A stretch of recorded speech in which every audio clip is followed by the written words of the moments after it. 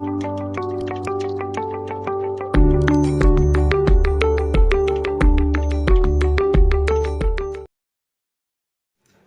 Friends, स्वागत है आपके अपने 10th ओनली यूट्यूब चैनल पर। तो आज बात करने वाले हैं समुच्चय बोधक शब्द की। समुच्चय बोधक शब्द कौन कौन से होते हैं उसकी बात करेंगे, और समुच्चय बोधक क्या होती है उसकी बात करेंगे। अगर आप बोले तो वीडियो पर नए हो, अगर आपने जो छोटी हिंदी व्याकरण एवं रचना की वीडियो फर्स्ट से लेकर वीडियो 12 तक नहीं देखी है, तो डिस्क्रिप्शन बॉक्स में मैंने वीडियो की लिंक दे रखी है, वहाँ पर जाइए और देखिए वीडियो को। ठीक है, चलो बात करते हैं कि समुच्चय बोधक क्या होता है। समुच्चय बोधक तो ऐसे शब्द जो किसी दो शब्दों से या दो से अधिक शब्दों से, या बोले तो किसी दो से अधिक वाक्यों को एक जोड़ने का काम करें, उन्हें समुच्चय बोधक शब्द कहते हैं। कहा गया है जब वह शब्द जो दो दो शब्दों को या दो से अधिक वाक्यों को जोड़ने का काम करे, उन्हें समुच्चय बोधक शब्द कहते हैं। चित्रों के अनुसार समझेंगे इसे। जैसे कि सौम्या और काव्या दोनों बहनें हैं। सौम्या एक आपका क्या है, एक शब्द है, और काव्या क्या है, एक शब्द और है। ये दोनों क्या है, संज्ञा हैं। ठीक है, तो इन दोनों के बीच जो जोड़ने का काम किसने किया है, और ने किया है। तो और क्या है आपका, एक समुच्चय बोधक शब्द है। कहा जाए कि जो दोनों के बीच, दोनों शब्दों के बीच जो जोड़ने का काम कर रहा है, जैसे और कर रहा है, तो और क्या है आपका, समुच्चय बोधक शब्द है। तो आपने चित्र के अनुसार समझ लिया है कि समुच्चय बोधक शब्द क्या होते हैं। जब दो शब्दों को जोड़ने का जो काम करे उसे समुच्चय बोधक शब्द कहते हैं। ठीक है, और इसके चित्र देखते हैं और समझते हैं। दूसरे चित्र में कहा गया है कि जो अमन बीमार था इसलिए स्कूल नहीं गया।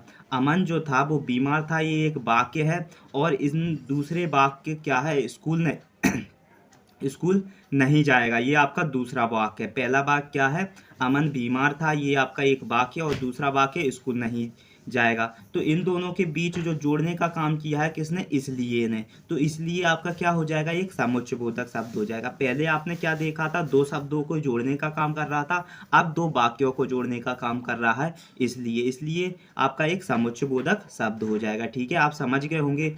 ऐसा शब्द जो जो दो शब्दों को या दो वाक्यों को जोड़ने का काम करे उसे समुच्चय बोधक शब्द कहते हैं। ठीक है, और इसके चित्र देख लेते हैं और समझते हैं। तीसरे चित्र में क्या दिख रहा होगा आपको, रोहित खेल रहा है परंतु मोहित पढ़ रहा है।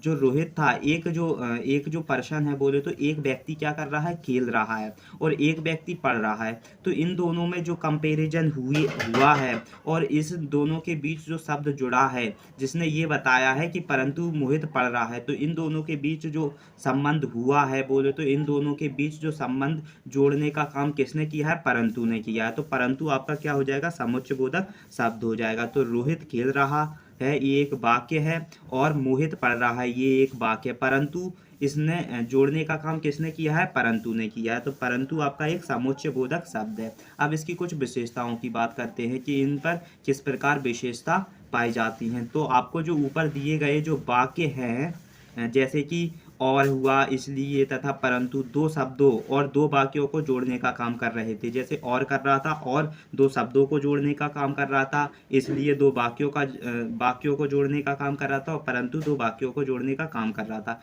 इसलिए ये सब क्या हो सकते हैं, और इसलिए परंतु, ये समुच्चय बोधक शब्द होते हैं। ठीक है, अब बात करेंगे समुच्चय बोधक शब्द क्या होते हैं। वे शब्द जो दो शब्दों और वाक्यांशों अथवा वाक्यों को जोड़ने का काम करें उन्हें समुच्चय बोधक शब्द कहते हैं। वह शब्द जो दो शब्दों को या किसी दो वाक्यांशों को या किसी दो वाक्यों को जोड़ने का काम कर दे, उन्हें समुच्चय बोधक शब्द कह सकते हो। जैसे कि एग्जांपल्स में आप देख सकते हो, जैसे किंतु हुआ, क्योंकि हुआ, बल्कि हुआ, तो हुआ, अगर, यद्यपि, या, पर, ये सब आपके क्या हैं, ये सब आपके बोले तो समुच्चय बोधक शब्द हैं। तो आप समझ गए होंगे समुच्चय बोधक शब्द क्या होते हैं। समुच्चय बोधक शब्द यह होते हैं जो कभी दो वाक्यों को या दो वाक्यांशों को या दो शब्दों को जोड़ने का काम करें, और उन्हें उन्हें समुच्चय बोधक शब्द कहते हैं। तो आई होप आपको जरूर समझ में आया होगा कि समुच्चय बोधक शब्द क्या है। अगर आपको वीडियो अच्छे से समझ में आई है तो प्लीज़ वीडियो को लाइक करें एंड शेयर करें, और आप चैनल पर नए हो तो चैनल को जरूर सब्सक्राइब करें,